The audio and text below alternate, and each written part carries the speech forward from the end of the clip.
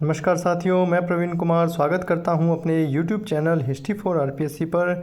साथियों, हम प्रादेशिक परिदृश्य पढ़ रहे हैं राजस्थान के संदर्भ में और उससे कौन कौन से प्रश्न बनेंगे हम उनके बारे में चर्चा कर रहे हैं। इससे पहले हमने 4 क्लास लगा ली है, ये हमारी 5वीं क्लास है साथियों। आप देखते हैं कि इसमें कौन कौन से प्रश्न बनते हैं। इसी के साथ साथियों, अगर आप हमारे YouTube चैनल पर नए हैं और आपको हमारा कंटेंट सही लग रहा है तो आप हमारे YouTube चैनल को सब्सक्राइब कीजिए और इसे लाइक कीजिए और शेयर भी कीजिए ताकि हमें प्रोत्साहन मिलता रहे।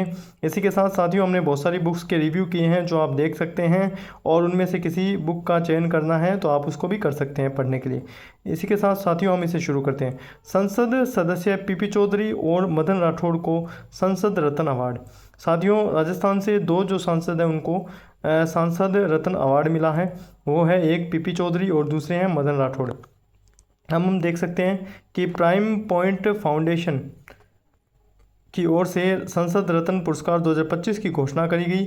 इसमें राजस्थान के 2 सांसदों का चयन करा गया, एक तो पीपी चौधरी और दूसरे मदन राठौड़। जो दोनों ही साथियों ये जो है राज्यसभा से सांसद हैं और दोनों के दोनों भाजपा से संबंधित हैं। इसी के साथ इसमें ऐसे प्रश्न बन सकते हैं कि जो 2 सांसद चुने गए हैं वो कौन कौन से हैं। अगर टिपिकल प्रश्न बने तो ऐसे बन सकते हैं कि क्या ये राज्यसभा से संबंधित है, क्या ये लोकसभा से संबंधित है, ऐसा पूछ सकते हैं। तो साथियों, आप देख सकते हैं कि पीपी चौधरी और मदन राठौड़ जो हैं वो सांसद रत्न अवार्ड से सम्मानित हुए हैं।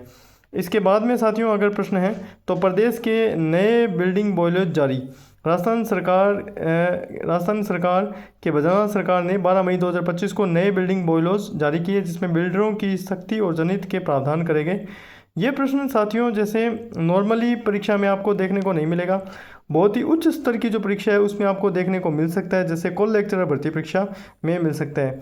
और वैसे अमूमन ये ऐसे प्रश्न नहीं बनते, बस हाँ ये है कि प्रदेश में नई बिल्डिंग बॉयलर्स जारी हुई है तो ये कब जारी गई, ऐसा प्रश्न आ सकता है कि 12 मई 2025 को, और इसमें कठिन प्रश्न बनने की संभावना बहुत कम है।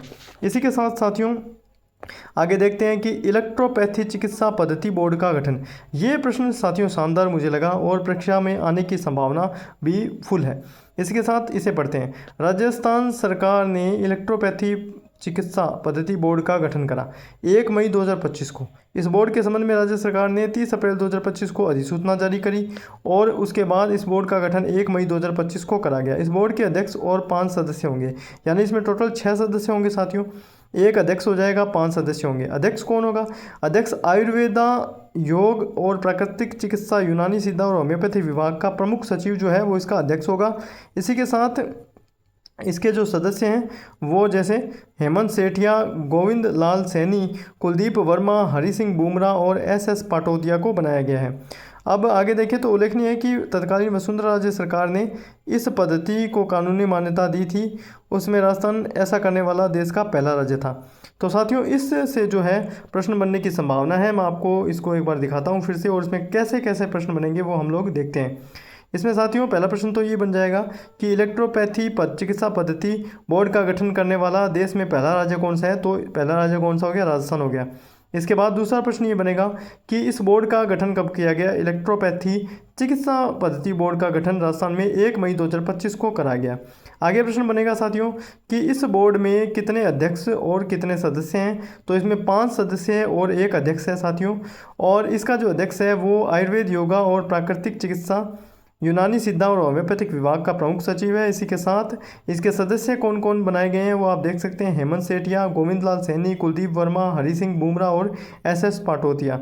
इसके बाद साथियों राजस्थान जो है ऐसा करने वाला देश का पहला राज्य है, ये प्रश्न भी इसमें बन सकता है। ये प्रश्न मुझे काफ़ी शानदार लगा साथियों, और मुझे लग रहा है कि आने वाली भर्ती परीक्षा जो स्कूल लेक्चरर है और कॉलेज लेक्चरर भर्ती परीक्षा है उसमें से किसी एक में आपको ये देखने को मिल जाएगा। अब साथियों आगे जो प्रश्न है वो हम देखते हैं कि दिव्यांशी गौरवी और सुभाष ने नॉर्दर्न स्लैम स्क्वैश में जीता खिताब।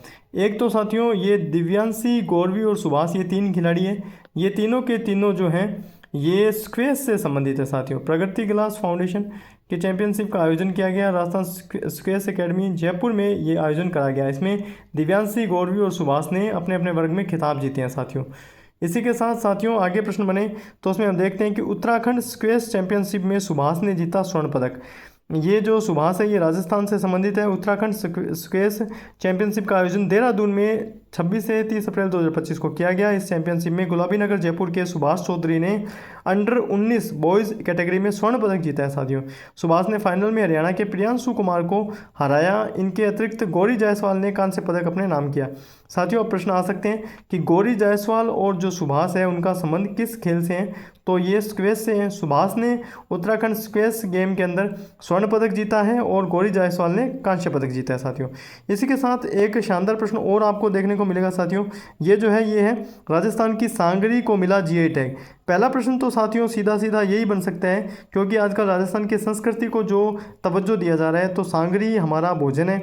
सांगरी जो राजस्थान के रेगिस्तान में होता है, तो इससे एक ये है कि ये प्रश्न भी आ सकता है, क्योंकि बाहर के राज्य के जो विद्यार्थी हैं उनके लिए थोड़ी जो समस्या वो खड़ी करने की कोशिश करी जा रही है, वो हम देख भी सकते हैं। क्योंकि राजस्थान के अंदर राजस्थान के विद्यार्थी अधिक से अधिक परीक्षा में चयन हो सके इसलिए।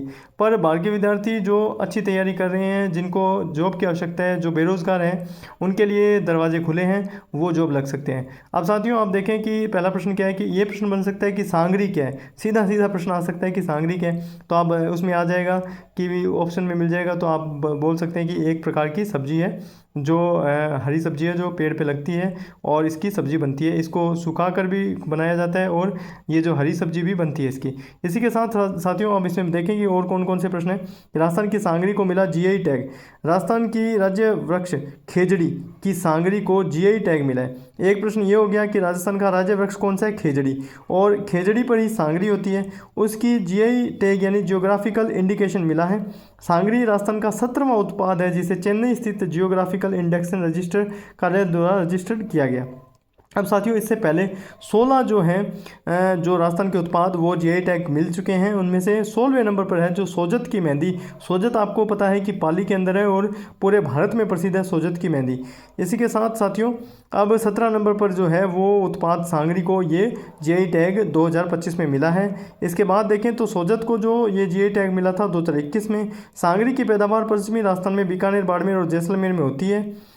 और साथियों ये जो प्रश्न है ये मुझे लग रहा है काफ़ी इंपॉर्टेंट है, और ये आपको किसी परीक्षा जैसे स्कूल लेक्चरर भर्ती परीक्षा और कॉलेज लेक्चरर भर्ती परीक्षा में देखने को जरूर मिलेगा।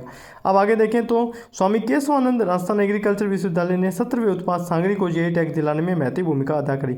ये प्रश्न साथियों जैसे ऐसे प्रश्न वो कॉलेज लेक्चरर भर्ती परीक्षा में घुमाने के लिए पूछ सकते हैं, तो ऐसा प्रश्न भी आ सकता है। ठीक है साथियों, बहुत बहुत शुक्रिया आपका। पढ़ते रहिए, स्वस्थ रहिए। हमारे यूट्यूब चैनल को सब्सक्राइब कीजिए, शेयर कीजिए और लाइक भी कीजिए। धन्यवाद साथियों।